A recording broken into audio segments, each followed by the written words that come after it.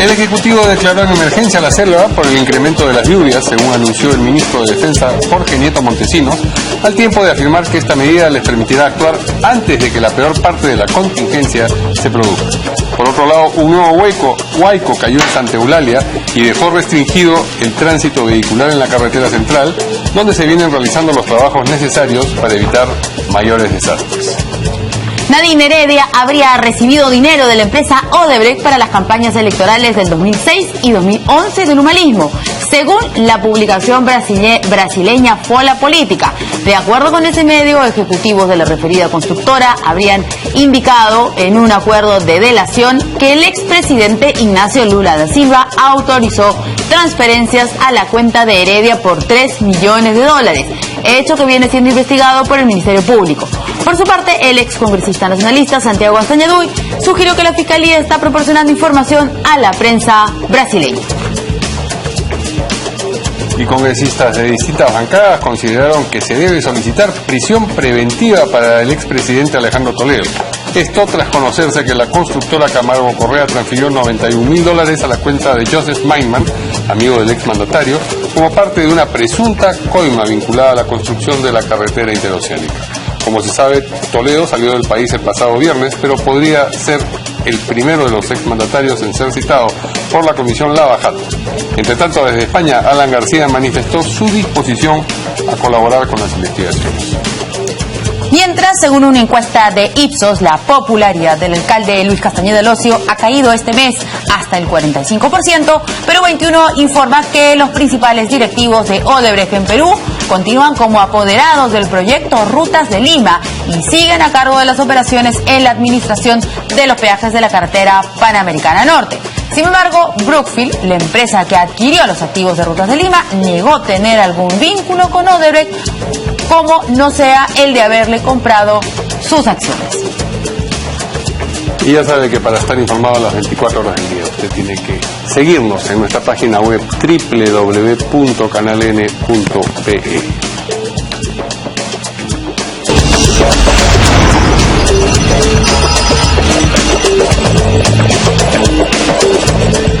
Amigos, buenas noches, ¿cómo están? Bienvenidos a En Portada. ¿Cómo estás, Verónica? ¿Qué tal? ¿Cómo estás, Mario? Muy buenas noches. Vamos a presentar a uno de nuestros dos invitados. Son dos exparlamentarios de la República, porque hoy algunas de nuestras noticias están relacionadas a expresidentes. Le damos la bienvenida al excongresista, el doctor Santiago Astañaduy, del Partido Nacionalista. ¿Cómo está? Muy buenas noches. ¿Cómo estás? ¿Qué tal? Que está además personalmente relacionado con una de las noticias que vamos a desarrollar más adelante. Y también estamos a la espera del excongresista, el señor José León, exparlamentario de Perú Posible. Y miembro de la comisión política de ese partido todavía.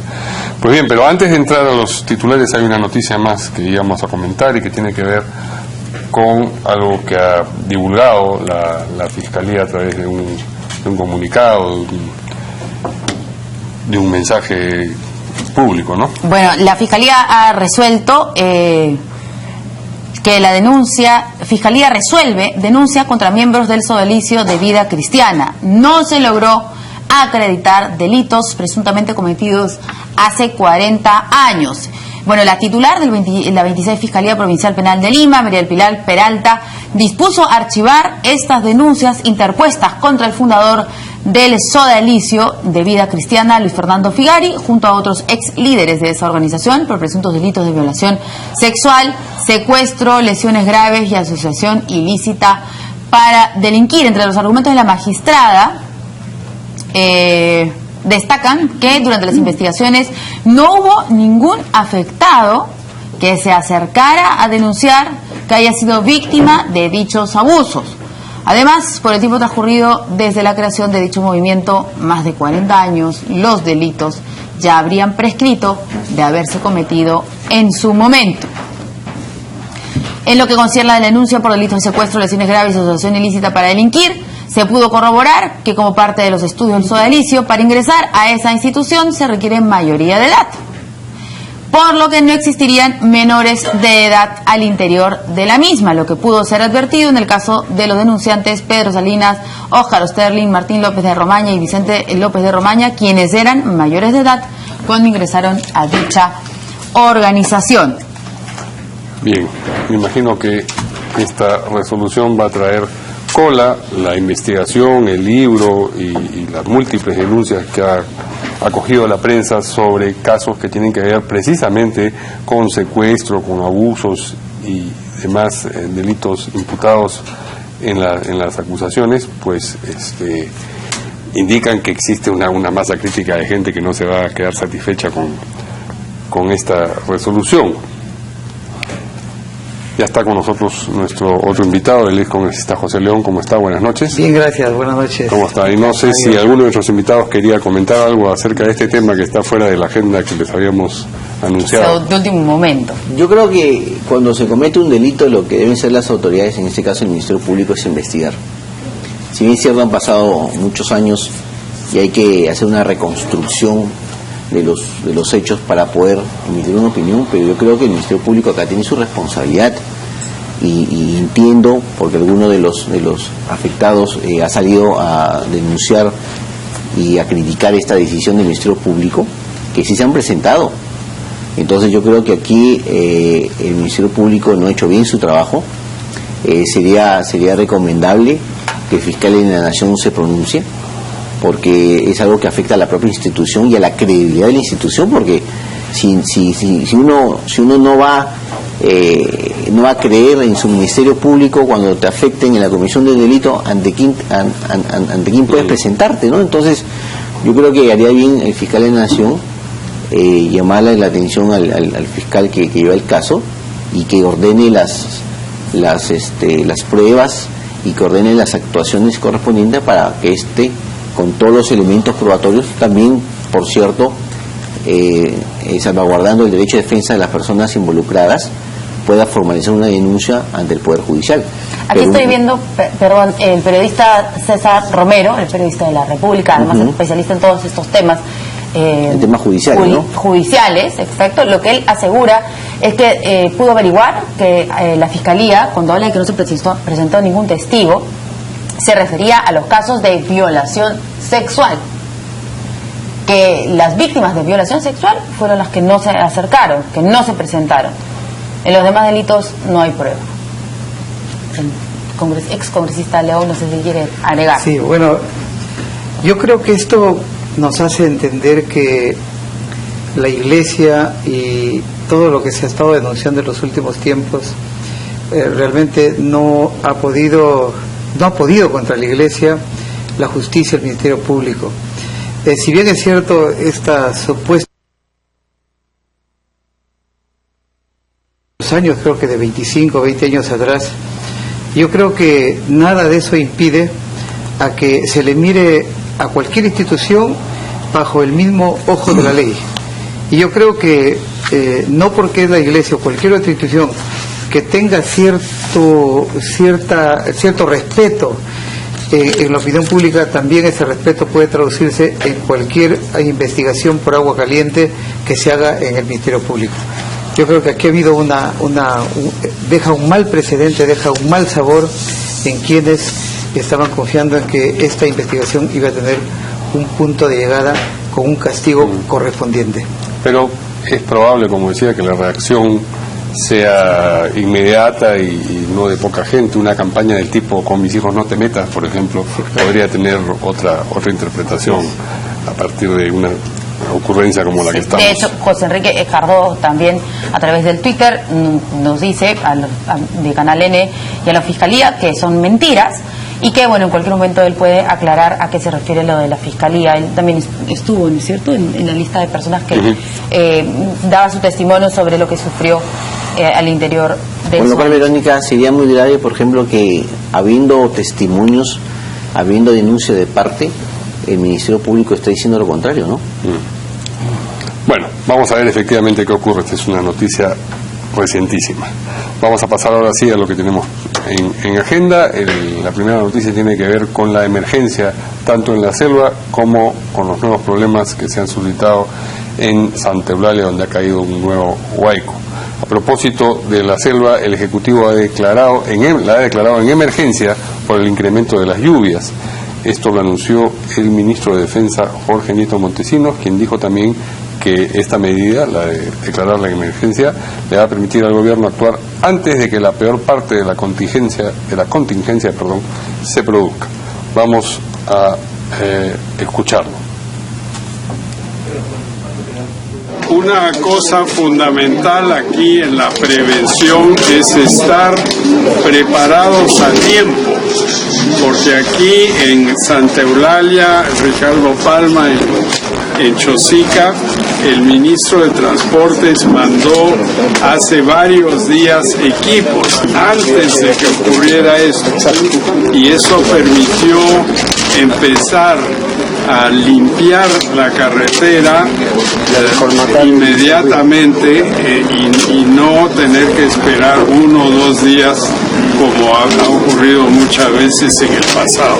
O sea, la prevención es lo más importante. Por los escenarios que nos presenta la información de las lluvias, va a haber una crecida, está habiendo ya una crecida de dificultades en la zona de la selva. Entonces, con el señor presidente y con el señor vicepresidente que está en funciones de primer ministro, se ha decidido ya hacer los trámites para declarar este estado de emergencia que nos permita actuar preventivamente antes que la peor parte de la contingencia se produzca. Eso es lo inmediato. Al mismo tiempo, en el caso de INDECI y de las Fuerzas Armadas, y entiendo que también del trabajo de los demás ministerios, se ha decretado estado de alerta en la zona sur, de modo que estemos pendientes de lo que está ocurriendo y podamos reaccionar lo más rápido posible ante cualquier eventualidad que se pueda producir. Bien, y como decíamos antes, ha caído un nuevo huaico en Santa Eulalia y ha dejado restringido el tránsito vehicular en la carretera, pero en la carretera central, por supuesto, se vienen realizando los trabajos necesarios para evitar mayores desastres. En fin. Bueno, ellos han sido nuestros invitados, miembros del gobierno en su momento, y han pasado también por estos temas, y siempre repetimos el tema de la falta de prevención. Aquí el presidente dice que sí ha habido prevención, y que, bueno, ante las inclemencias de la naturaleza uno no puede hacer mucho. Pero ¿qué dicen nuestros invitados? Bueno, mire, yo creo que esto nos hace entender que no es cierto lo de la prevención. Imagínense 15 milímetros que ha habido de precipitación en la carretera central, es igual a 15 litros por metro cuadrado. Es una cantidad relativamente pequeña para que termine en un desastre como estos huaicos que se han suscitado. Lo que pasa es que aquí hay dos aspectos que hay que decirlo claramente. Uno, el hecho de que estos asentamientos se hayan hecho sin ninguna planificación en zonas de alto riesgo, y que inclusive en su momento fueron alentadas por algunos malos políticos que quisieron ganarse alguito, que quisieron hacer con estos asentamientos una masa electoral y poder elegirse o reelegirse. No olvidemos que hay alcaldes que tienen muchos periodos por ese lado de la carretera central, y esto tiene la explicación en que siempre han estado alentando invasiones, asentamientos en estos sitios donde es altamente riesgoso, y ahora estamos viendo la consecuencia. La otra cosa es que no es cierto pues que haya prevención. Si esto hubiera existido, es tan sencillo entender que estos desbordes se producen porque a medida que uno va subiendo por las quebradas hacia las zonas más altas de estos cerros, se van acumulando algunas lagunas, algunos charcos, algunos pozos, y lógicamente basta que uno reviente para que venga arrastrando abajo, hacia abajo, y se genera el huaico. Si hubiera habido una prevención, esto nos hubiera hecho entender que en su momento lo hubieran desaguado, que en su momento lo hubieran drenado, y que hoy no se viniera y se produzca un huaico. Yo creo que aquí lo único que queda es que frente a esto se puede enfrentar con cierta inteligencia. Por ejemplo, que no sigan causándose estragos. Número uno, siempre ha pasado que en los mercados de frutas y otros mercados que reciben productos que se transportan por la carretera central, inmediatamente reaccionan en una práctica mala especulativa, y es probable que mañana o pasado los precios empiecen a incrementar, afectando mucho más el problema. El ministro de Agricultura o los señores del Ministerio de Agricultura tienen en este momento que ir a los mercados y demostrarle a la opinión pública y al país y a los medios que no hay desabastecimiento, y que por lo tanto no habría razones para afectar a la población como consecuencia de esto.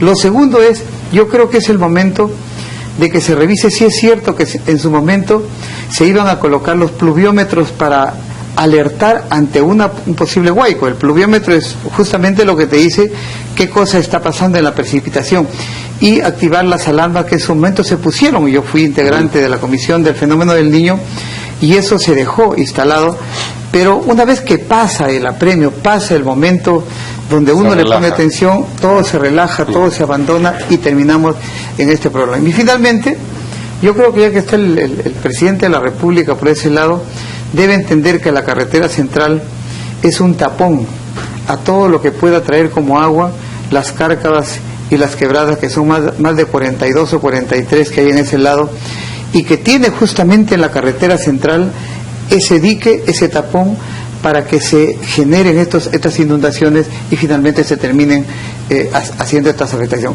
Con 20 metros, en diciembre del año pasado, antepasado, hubieron 9 muertos, acuérdense ustedes. No debe repetirse. Yo creo que nos estamos aprendiendo de esas experiencias y que seguimos cometiendo estos errores. Vamos a seguir conversando sobre esto, ¿no? Sí, claro. Gracias. Sí, por lo que nos toca de nuestro gobierno, nosotros todos los años hacíamos tarea de prevención, y acá Pepe que nos va a ratificar, la mayor prevención justamente se hizo con motivo del fenómeno del Niño del año 2016, que se invirtió más o menos 3.000 millones de soles, donde se pudo comprar maquinaria, plantas potabilizadoras, se compró un buque multipropósito donde tenía incluido un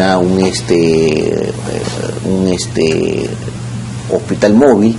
Entonces nosotros hicimos trabajo de prevención. Lo que pasa que para este año los trabajos de prevención debieron hacerse en su momento.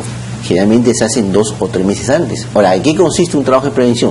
Primero, limpiar los cauces de los ríos, descolmatarlos, limpiar las quebradas. Dice que eso se ha hecho. Bueno, al parecer no, porque según José dice que con una pequeña lluvia ha arrasado prácticamente Chosica y algunas zonas aledañas, ¿no? Pero o sea, trabajo de prevención, digamos, hay que hacerlo todos los días, porque el Perú, y tenemos que entenderlo, está en una zona expuesta a fenómeno de Niño, a huaicos, a lluvias intensas, y en todas partes del Perú. Yo, por ejemplo, vengo de una zona que es la zona norte, y ahí, por ejemplo, se hizo un trabajo de prevención importante, que cuando se produjo el fenómeno del Niño del verano del año pasado, la cantidad de agua que pasó, por ejemplo, por el cauce de nuestros ríos fue mayor incluso que el fenómeno del Niño del año 83 y del año 98, porque se hizo un trabajo. Ahora, no solo se hizo, digamos, en lo que es descolmatación, limpieza de drenes, de canales, sino también en inversión en, digamos, en lo que es equipo, maquinaria. Entonces, maquinaria hay. Acordémonos, por ejemplo, que cuando ocurrió el terremoto de ahora poco en Arequipa, el gobierno pudo llevar, digamos, este buque multipropósito, y se llevaron los helicópteros. Entonces nosotros, digamos, empleamos los recursos justamente para que no tanto evitar, porque, digamos, no puedes evitar los fenómenos de la naturaleza, pero sí, por ejemplo, reducir sus riesgos y sus impactos negativos, no solo en las personas, sino en toda la infraestructura, ¿no? Pública y privada, ¿no? Sí. Vamos a hacer una pausa, y cuando regresemos vamos a tocar los casos de Odebrecht, y principalmente, bueno, los que se refieren a el expresidente Ollanta Humala, y seguramente aquí el señor Castañedú va a tener bastante que decirnos. Claro. Vamos a la pausa rapidito y volvemos con eso. Por supuesto, también sobre el señor Toledo. ¿Cómo no?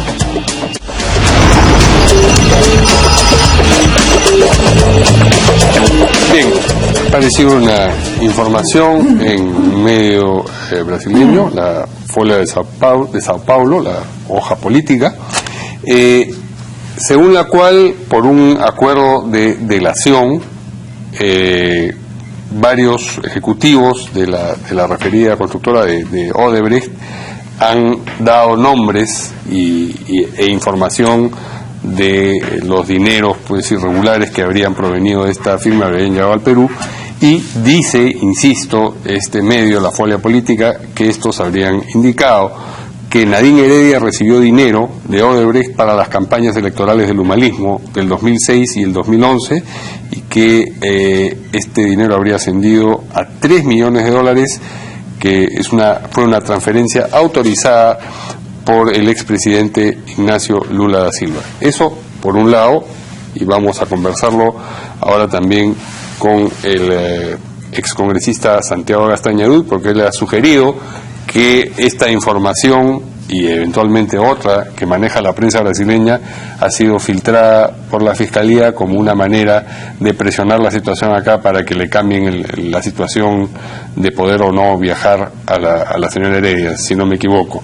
Pero para redondear el planteamiento, hay que decir también que ahora por la tarde el fiscal Juárez ha mostrado poderes en que la ex primera dama y su esposo le han dado a su prima, a la señora Rosa Heredia, la capacidad de que puedan viajar con los hijos del matrimonio Humala Heredia. Eso, a su manera de ver, la manera de ver del fiscal Juárez, indica un peligro de fuga de Nadine Heredia de Ollantumala, porque claro, está permitiendo que otra persona te puede llevar a sus hijos fuera del país. Esa es más o menos la situación. ¿Por dónde empezamos, doctor Castañedú? Lo que con lo primero, ¿no? A ver. Y un poco para centrarnos y que la opinión pública pueda entender el tema, porque este es un tema bastante complejo, es que la información que nosotros conocemos es la que han reproducido los medios de comunicación de Perú, de esta revista, este periódico que se llama Folha de Sao Paulo.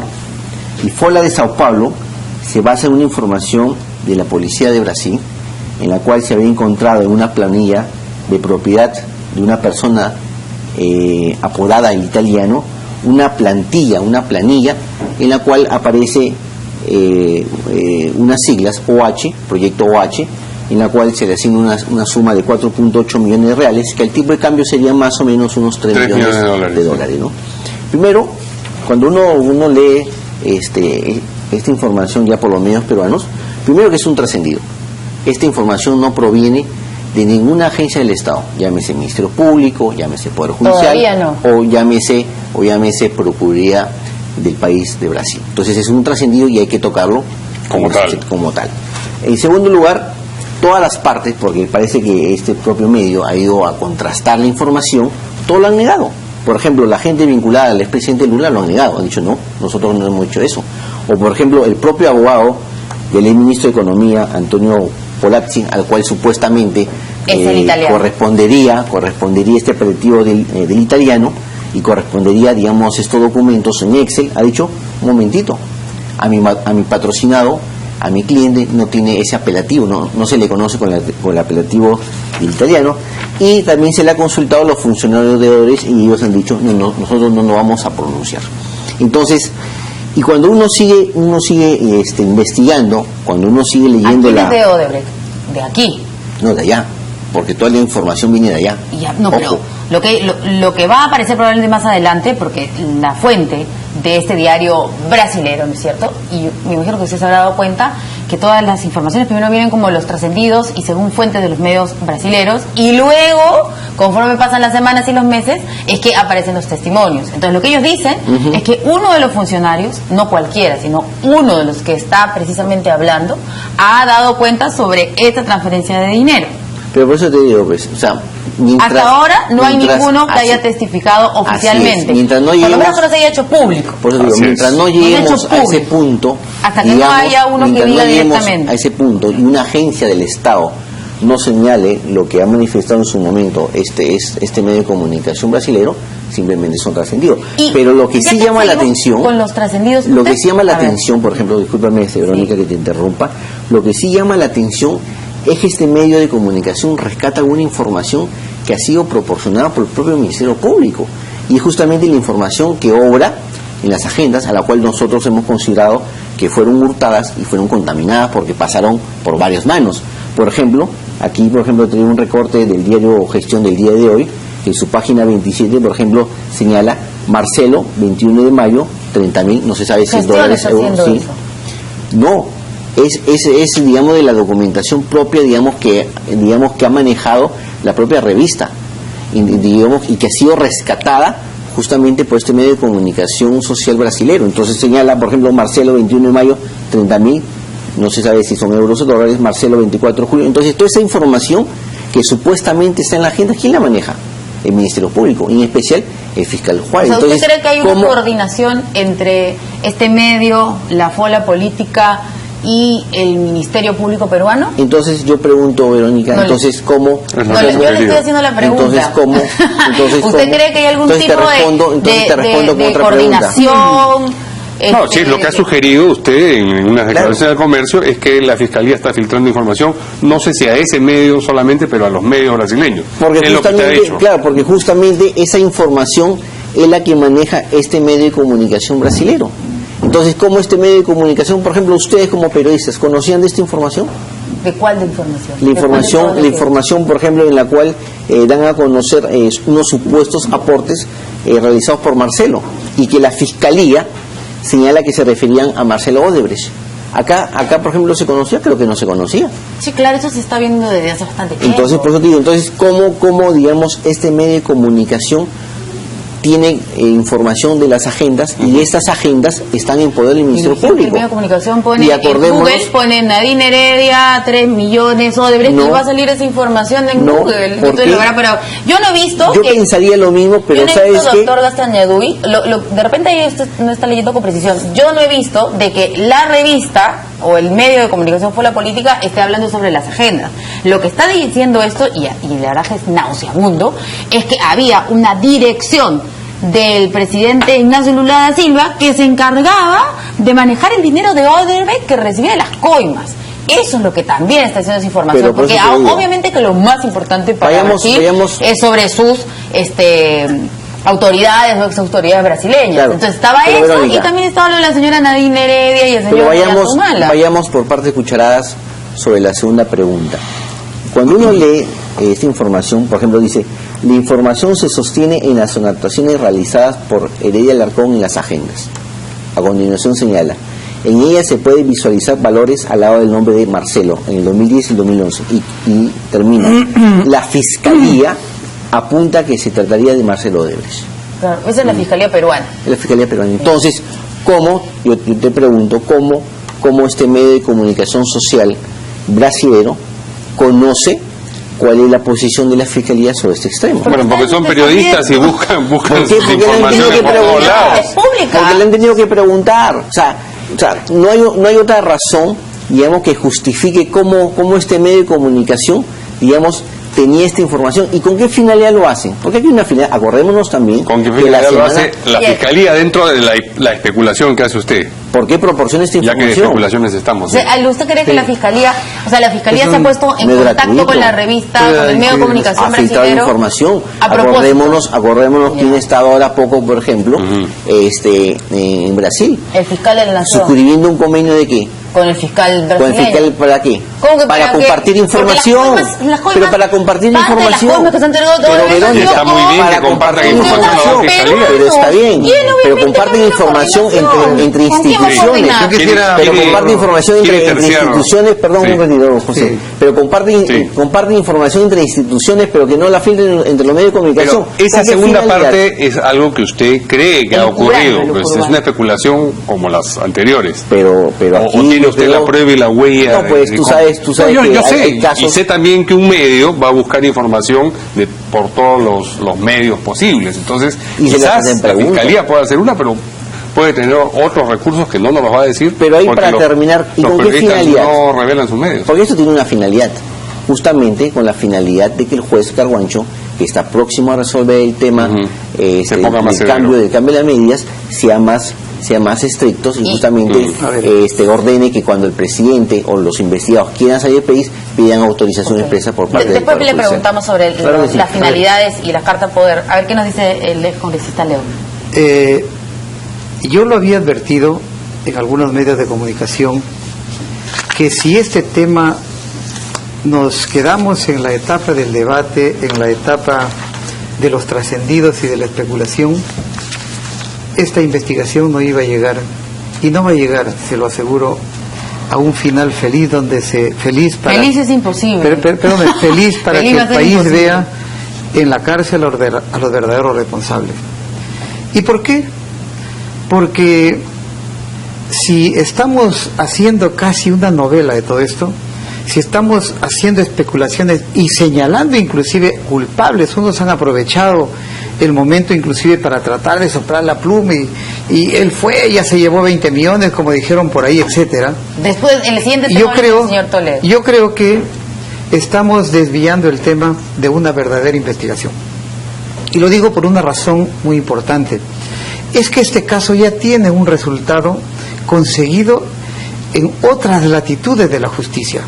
Recordemos que Odebrecht, donde se castiga el perjurio, donde es criminalizado una mentira como es la justicia americana, ha dicho que en el Perú y en otros 10 países ha repartido coimas para sus obras y sus contratos. Entonces la conclusión de una investigación ya la tenemos. Y por lo tanto, aquí en el país, en el Perú, lo que tenemos que hacer es buscar a los responsables a que se haya regalado, a que se haya coimeado con plata de los peruanos del Estado por esa cantidad que yo lo considero no es la cantidad que probablemente ha sido desviado a la corrupción. Porque se ha hablado hace mucho tiempo de 5%, de 7%, de 10%, y los 12.000 millones que se ha invertido en obras de Odebrecht en los últimos años, 29 millones no es el 10% ni el 5%, es muchísimo menos. O sea, por lo pronto usted sí cree que hay, es más, que así acá también se coimeó entonces. Yo pienso que sí. Y además, ¿sabe por qué? Porque se corrobora, porque a la justicia americana y a la brasilera han dicho sí han habido coimas. Entonces, frente a ese objetivo de un delito que ya está dicho en otra latitud de la justicia, que es Estados Unidos, yo creo que hay que hacer un llamado para que en los 3 gobiernos, en los 3 niveles de gobierno, en los funcionarios de los 3 gobiernos que están involucrados, los funcionarios que con toda seguridad les va a salir su nombre en algún momento, lo hagan ahora. Vayan a la Fiscalía, hagan una colaboración eficaz y que paren esta novela que está llevando a especulaciones y que está dañando a muchísima gente. Puede ser cierto, no puede ser cierto lo de la señora Nadine Heredia, Ollanta, lo de Alejandro Toledo, que yo no he venido a defenderlo a nadie. Yo lo que he venido a decir es que estos funcionarios que si tuvieron han cometido esos delitos en su momento, se pongan a derecho. Digan, yo fui, yo estoy acá, y que esta especulación se termine de una vez, porque se está dañando muchísima gente. Algunos hablan que hay 200, 300, 150, no sé cuántos probables comprometidos en esas listas que a cada rato se anuncian y nunca salen. Así yo creo que eso está. Y lo segundo es que no quedemos solamente en ver responsables, sino en cómo se desagravia, cómo se va a resarcir lo que el Perú ha perdido. Y a estas alturas, como ya lo hicieron en Colombia o en otros países, la Fiscalía ha tenido ya que tomar prevención sobre esto y hacer el embargo de todo lo que tiene Odebrecht en el Perú, hacer la incautación de sus bienes, porque de alguna manera y de alguna forma se tiene que pagar lo que se han llevado. ¿Usted no cree tampoco en esta corrupción. información del medio de comunicación brasileño? ¿Cree que también hay una intención Es otra política? especulación. Yo creo que es otro comentario, es otra especulación. Comentarios no, pues es una investigación periodística. Ahora las investigaciones periodísticas son comentarios. Bueno, hace un comentario de que habría. ¿No? Entonces, justamente eso es lo que yo no quisiera como peruano, como demócrata, como quisiera que vaya a que se aclare este acto de corrupción tan grande, que de una vez los responsables se presenten mañana o el fiscal empieza a negociar con ellos. Yo estoy seguro que la Fiscalía de la Nación ya tiene los nombres. Yo también pienso que ya tiene una relación y sobre esa relación ya podría llamarse a los responsables a que se declaren como colaboradores eficaces. Y lo que no es una especulación es lo que, si nos permite, para terminar la segunda parte del lo que no es una especulación es lo que ha advertido hoy día el fiscal. Así es. El fiscal Germán Juárez Atoche sustentó hoy el pedido de variación de las reglas de conducta impuestas por el Poder Judicial al expresidente Ollanta Humala, quien es investigado por presunto lavado de activos, etcétera, etcétera. En la audiencia, dice El Comercio, el magistrado advirtió la importancia de impedir el peligro de fuga de Ollanta Humala y para ello presentó 2 documentos de registros públicos, ambos poderes que la ex primera dama ha dado a su esposo y a su prima Rosa Heredia para que puedan viajar con sus hijos menores de edad. Para que un menor de edad viaje, como se sabe, se necesita el permiso de los dos padres, ¿no? Entonces, lo que está presumiendo el fiscal cuando dice eso es que ella no va a estar acá y entonces está dando poderes para que ellos para que puedan viajar con otras personas. Existe la alta posibilidad, dijo, de que el procesado Ollantumala y su cónyuge Nadine Heredia puedan abandonar el país, dijo el fiscal Juárez ante el juez Richard Concepción Carguancho. Muy bien, entonces esa pieza es la que nos faltaba en el rompecabezas para comentarla. ¿Usted qué impresión tiene de estos Mira, poderes que debe conocer bien? El otorgamiento de poderes es normal. Y tú lo puedes dar tanto cuando estás en el Perú como estás afuera del Perú. Si tú estás fuera del Perú, para realizar cualquier tipo de actos. Yo no le he dado poder a nadie para que mi hijo viaje, porque si viaja, va a viajar conmigo, porque es menor de edad. Pero si a menos que yo tenga pensado no estar aquí y viajar, no con él, sino que él viaje solo, ni siquiera con su papá, ni siquiera con su mamá, sino con mi prima. Entonces ahí sí. Entonces, ¿bajo qué circunstancias mi hijo menor de edad viajaría con otro pariente que no sea yo? Lo que pasa que aquí el fiscal, de manera perversa, porque hay que decirlo de esa manera, quiere enfocar como esto fuera algo ilegal, como si esto fuera algo pero si justamente ha dicho que entraña un peligro de fuga, pero no ha dicho que pedir poderes sea ilegal por ningún lado. Pero te va a llevar a una ilegalidad, que es la fuga, digamos, del país. Entonces, al final, digamos, tiene un propósito ilegal. Si bien es cierto, en sí no es ilegal, pero es para conseguir un fin ilegal. Claro, por eso ahí viene lo de advertencia. Por eso te digo, pues, me parece, digamos, una animosidad perversa por parte del fiscal, porque el otorgamiento de poderes para viajes es algo normal. Yo, por ejemplo, cuando mi hija se fue al extranjero el año pasado, con el colegio le tuve que dar un poder. Con el colegio. Pues. Pero igual si es con un pariente tuyo para que se vaya. Es más, esto ha sido tan transparente que el poder se ha llevado a un notario público y se ha registrado. Bueno, pues la única manera de obtener poderes. No hay manera de tener poderes en un notario público. En los registros públicos. Es más, la señora Nadine, si quería, porque ella, acordémonos que viajó, digamos, justamente para tomar posesión del cargo en la FAO, pudo haber hecho el poder, digamos, en el consulado de Perú en Ginebra, cosa que no quiso y quiso hacerlo en el Perú. Entonces yo no veo acá una intencionalidad, digamos, malévola. Es la primera vez que se le otorga el poder a la señora Rosa Heredia para que viaje con los hijos del señor Ollantumala. Pero ¿cuál es el problema? No le pregunto si es la primera vez. Sí, entiendo que es la primera vez. Es la primera vez que se está presumiendo que los niños van a viajar solos sin su padre y sin su madre. Pero por eso te pregunto, o sea, ¿dónde está? Ahora, en algunas oportunidades los niños han viajado solo con su mamá. No, entonces, pero acá se le está dando poder a la prima, la señora Rosario, que es su esposa, creo, ¿no es cierto? Ex esposa. Entonces digo, se le está dando poder a ella para que viaje sin el padre y sin la madre. Entonces por eso le pregunto yo si esto era algo usual, porque de repente los señores Humala Heredia siempre viajan solos. Pero Verónica, tienes que verlo digamos, dentro del contexto. La señora iba a trabajar en Ginebra, en Suiza. Como representante, ¿o no? Sí, entiendo que sí, como representante de la FAO en Suiza. Entonces no iba a estar en el Perú. Y eso lo sabía tanto el fiscal como el juez.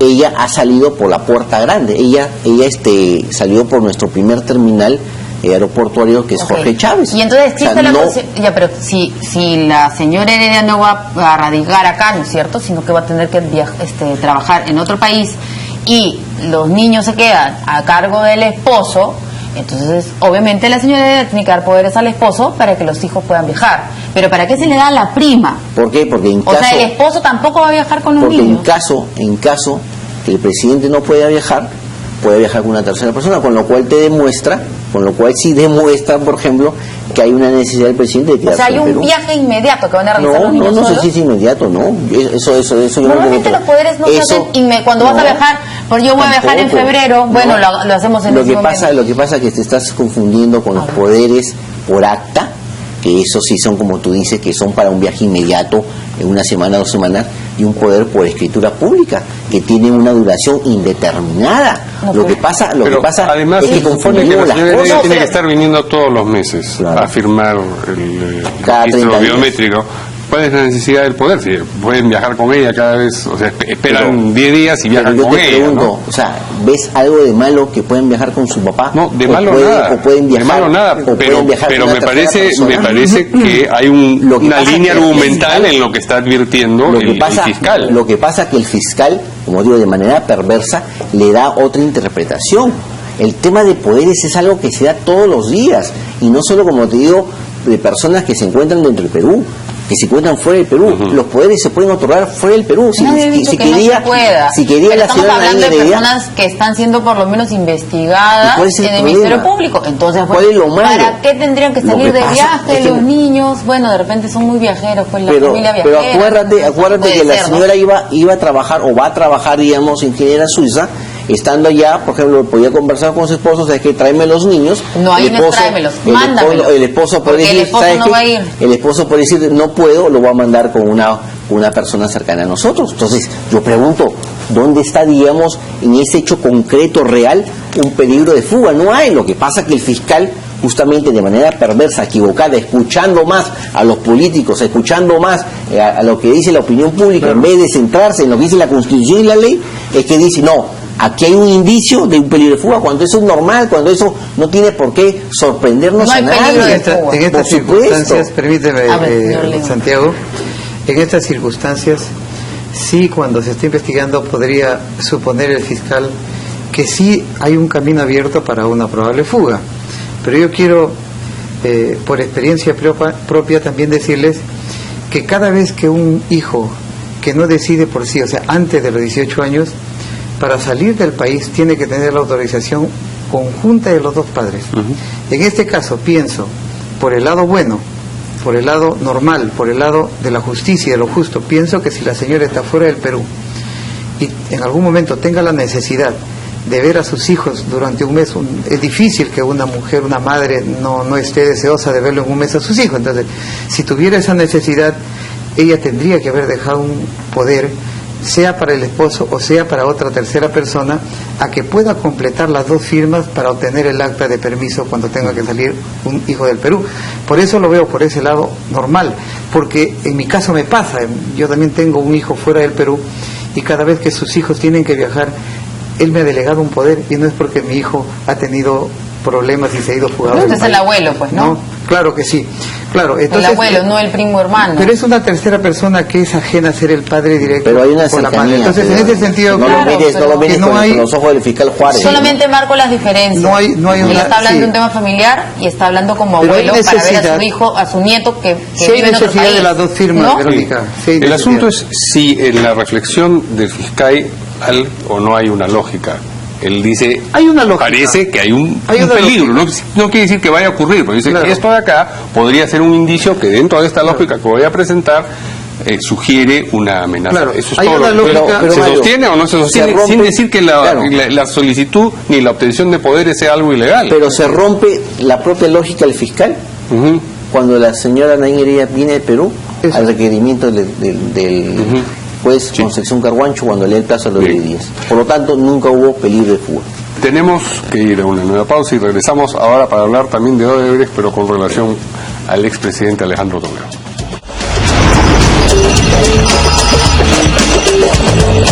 Bueno, a través de su cuenta del Facebook y sus redes sociales, la señora Keiko Fujimori, lideresa de Fuerza Popular, ha emitido un pronunciamiento sobre el caso Odebrecht también. Y ya que estamos hablando sobre Odebrecht aquí en el programa, vamos a escucharlo.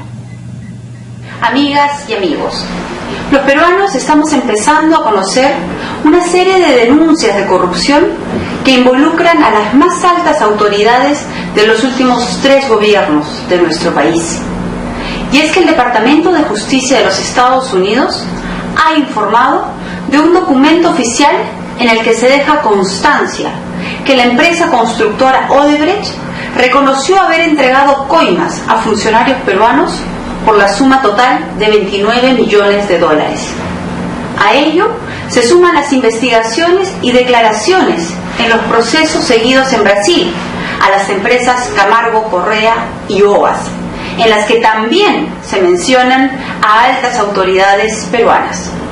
Frente a tal evidencia de corrupción en nuestro país, la bancada de Fuerza Popular, con fecha 27 de diciembre del año pasado, presentó la moción de orden del día 1433, en virtud de la cual se exhortó al Poder Ejecutivo a tomar las acciones necesarias para preservar los intereses de la nación.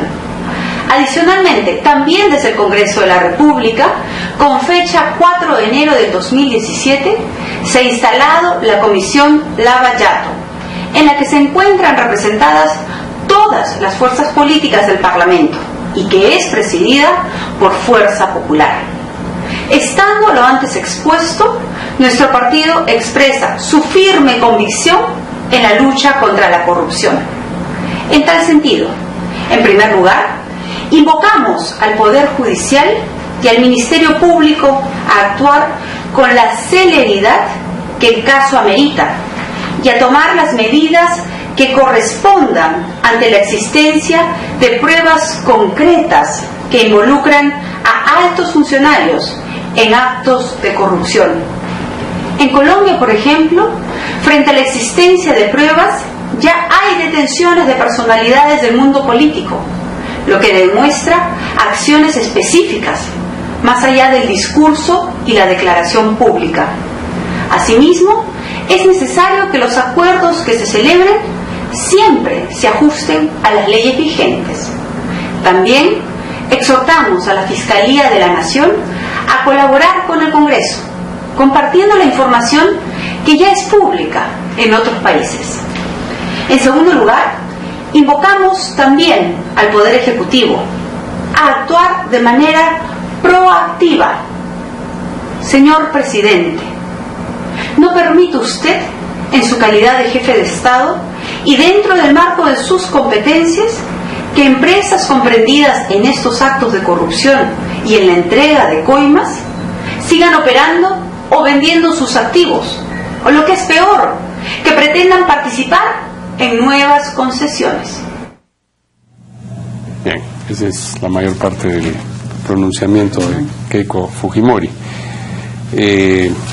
Pero decíamos que a propósito del caso de Odebrecht, vamos a hablar ahora del expresidente Toledo, y ocurre que a raíz de la información a propósito de Camargo Correa, ya no de Odebrecht en realidad, que esa empresa transfirió $91,000 a la cuenta de Joseph Maiman, que es amigo, como ustedes saben, de Alejandro Toledo, como parte de una presunta coima vinculada a la construcción de la carretera interoceánica.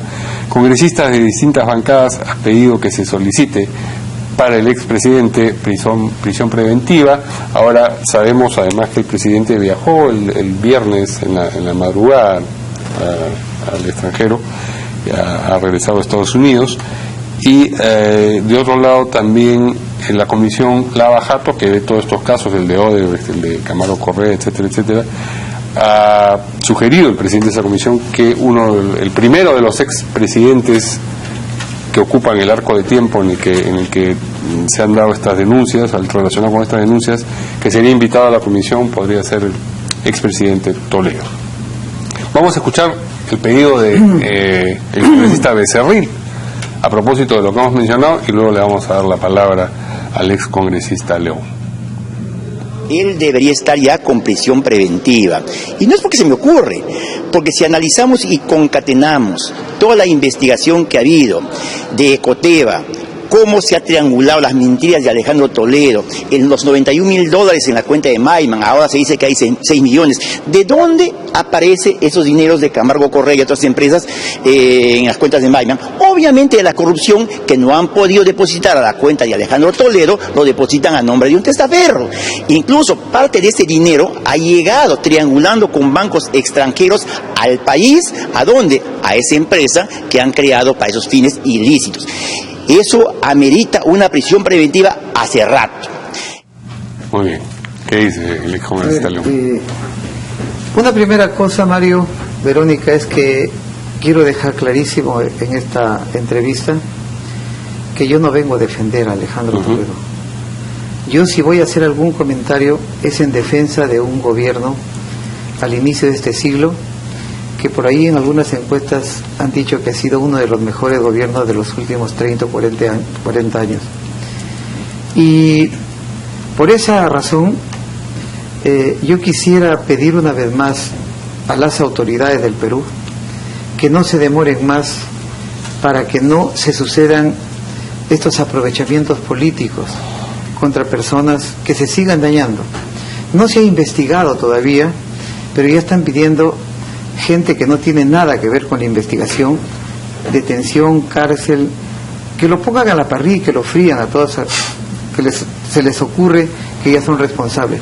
Esta es la gran desventaja que trae la demora de una justicia que ya lo tiene a la mano el objetivo, vuelvo a repetir, ya se sabe que se ha habido coima. Entonces, ¿por qué la Fiscalía no termina con estas especulaciones? Y no solamente es esto, en playas, en parques, en plazas, se habla de 150, de 200 personas involucradas en esta lista, tanto de Brasil o de Estados Unidos. Se habla de periodistas, se habla de estudios de abogados, se habla de ministros, Entonces, en este laberinto, en esta novela que se está tejiendo, yo creo que no se va a llegar a una buena investigación y terminaremos escuchando comentarios como lo que hemos escuchado hasta la propia señora Keiko Fujimori. Yo creo que está bien si lo hace sinceramente por el país que está pidiendo una severa investigación, pero estaría muy mal que le haya creído a las encuestas que ella es la única que está siendo beneficiada después de toda esta sacudida que nos ha dado en el país. La última encuesta que aparece en los medios de comunicación, donde ella es la única que gana y el resto son los que caen. Entonces, yo creo que el hecho de que se haya denunciado, se haya dicho que Maiman o que Nadine Heredia o que cualquier otro tengan responsabilidad, no es la oportunidad para que políticos, para que todo aquel que puede hablar en un medio de comunicación ya esté calificando que ya hay responsables y ya esté sentenciando. Incido una vez más, reitero una vez más, señor fiscal, si usted tiene la lista, si usted ya tiene las referencias que seguramente se lo ha compartido la justicia americana en el marco de cooperación o la justicia brasilera, inmediatamente convoque a esta gente o de mutuo propio. Hago un llamado empezando por el gobierno que nos tocó a nosotros del 2001 a 2006. Si algún funcionario que ha sido parte de esta corrupción, que se presente, que vaya a la fiscalía, que vaya a la autoridad, que vaya al juez y que se declare colaborador eficaz y terminemos de una vez por todas con esta novela. Le quiero leer, a ver qué es lo que usted opina sobre las cuentas bancarias, el dinero, las transferencias que se realizaron y el caso Ecoteva, ¿no? Que es bastante conocido, ustedes saben que es esta plata que de pronto apareció con la que el señor Toledo pagó las hipotecas de su vivienda y adquirió una oficina, y el primero dijo que se trataba de un dinero que le habían dado a su suegra, y luego salió su amigo el señor Joseph Maiman a decir que es su plata y que él decidió dársela al señor Toledo. Dice que el dinero recibido por la compañía Trail Bright desde Camargo Correa, Odebrecht u otra constructora fue transferido a cuentas del grupo Merja en Israel y Suiza. Este grupo aparece en el expediente del caso Ecoteva como origen de los 10 millones de dólares recibido por la offshore Ecoteva en Costa Rica a través de Confiado International Corporation, constituida en Panamá en el 2003 y con cuentas en LGT Bank de Suiza. La cuenta número tal de Confiado International Corporation estuvo vigente entre octubre del 2003 y febrero del 2011, registrado unos fondos totales de 17 millones de dólares, conforme reveló una investigación que fue publicada por la República en el año 2014. Ese dinero luego fue transferido a la offshore Milan Ecote y Ecostate, desde estas a Ecoteva, de la suegra del expresidente Alejandro Toledo, la señora Eva Fernández. ¿No le parece eso por lo menos un indicio? Por supuesto que sí, claro que me parece un indicio y que tiene que ser debidamente analizado, investigado, contrastado con otras cosas, otras pruebas que tendrá la Fiscalía correspondiente, en este caso el lavado de activos. Lo que es cierto a todo este comentario es que esto corresponde al caso Castillo de Arena, que en su momento fue investigado y que fue archivado.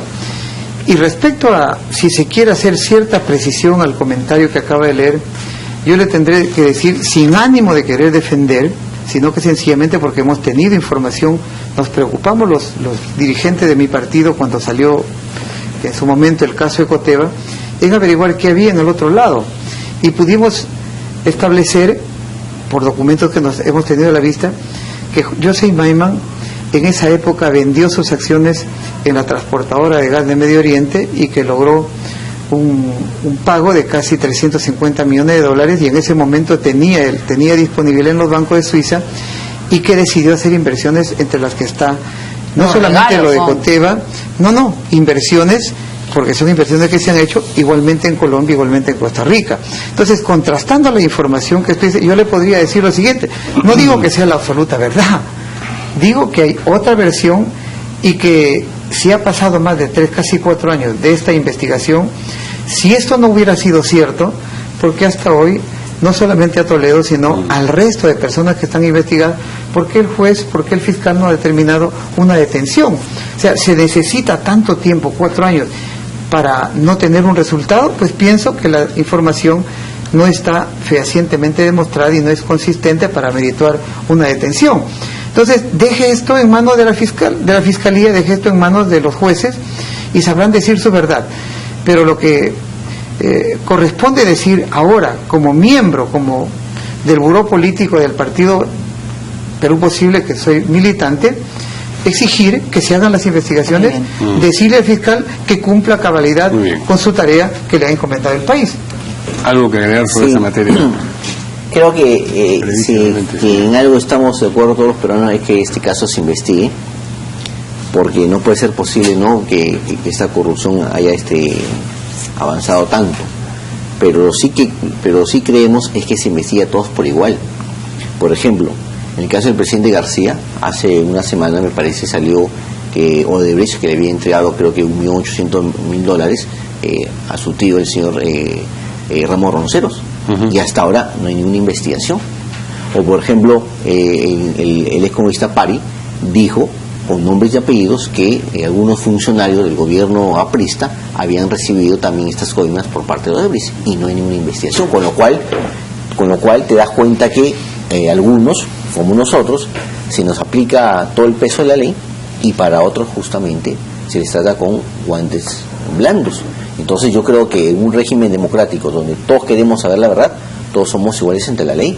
Entonces no entendemos, por ejemplo, cómo el presidente García, que tiene una investigación activada sobre lavado de activos, no tenga ninguna medida restrictiva. O por ejemplo la propia señora Keiko Fujimori, que después de cuatro pedidos de invitación por parte del fiscal Juárez Atoche, recién concurrió, que también tiene una investigación por lavado de activos, pero no tiene ninguna medida restrictiva.